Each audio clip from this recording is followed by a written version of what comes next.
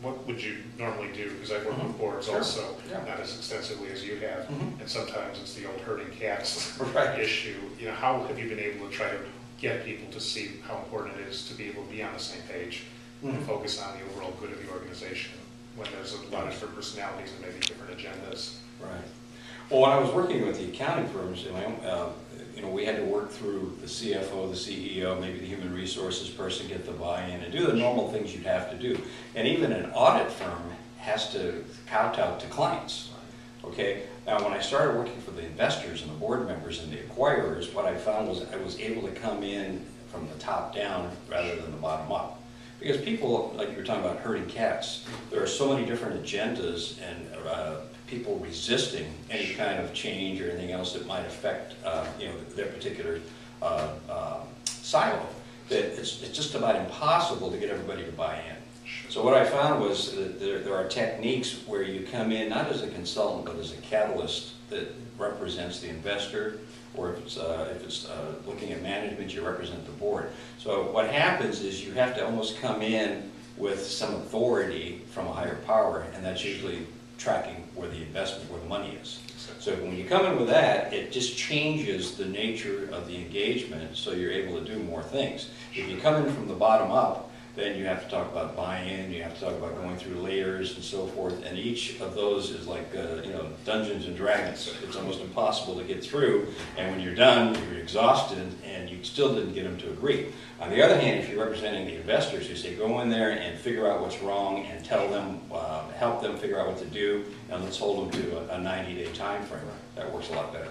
Which is a dramatic, really a dramatic time period. It is, because I used to frustrate myself trying to go through when we did these consulting assignments, trying to get buy-in, and you know, when you get 15, 20 people in the room, it's going to be a joke, and that's usually what happens, so it's frustrating. So if you come in with some authority, and usually it's based on the investors or the regulators that have that authority, you come in with that, and then the group really likes it, because then something gets done, because there's some authority behind it, not just, hey, we're going to come in here and do some team building.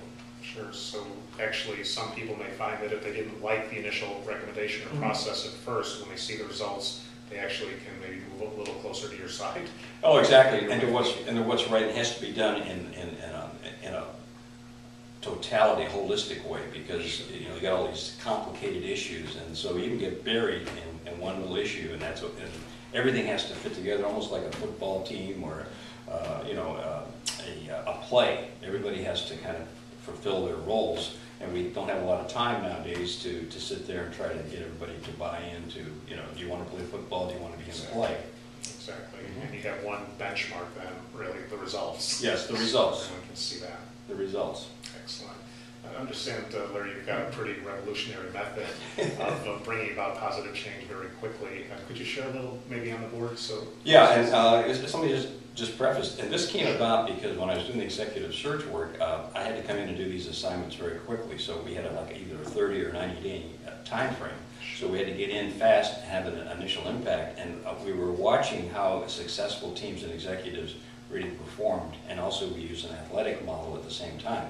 So I'll show it to you, and it's like I'm in and out very quickly, and the clients love this, and we hand it over to them. And it's called kind of the What Are 5, as well as the 100% competent team. And I'll show you how this works and how we get everybody in the boardroom to see this, so we can move on to the next phase. But let me show you. Thanks.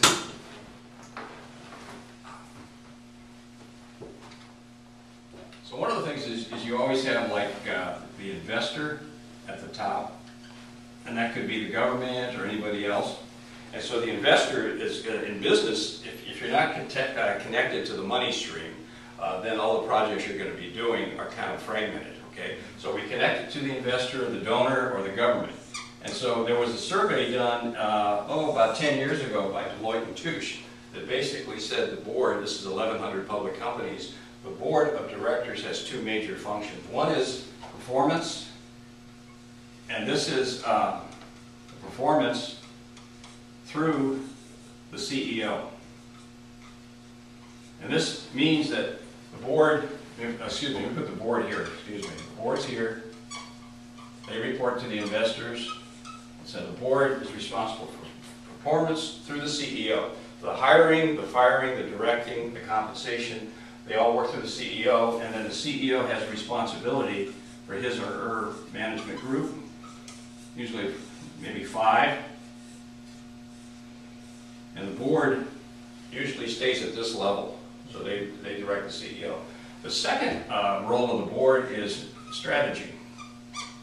And this is nothing esoteric, it's basically what are the 5 or 6 strategic objectives that the company has, which are basically the results. Okay, so let's say for this company, they need to raise $50 million, an IPO, go international, make more acquisitions, and become number 3 from number 4 in their industry. So those are the 4 or 5 things that the executives and everybody around knows that that's what they're supposed to achieve as an organization. So it's real simple. And it goes back to that criteria we were talking about, winning results. Right. These are the winning results. So the board of directors is responsible for the performance of the organization through the CEO and for strategy. That means they approve it. The CEO with consultants can develop it, but the board of directors approves the strategy and they make sure that it's implemented, that it's executed. Okay, so those are the 2 main functions.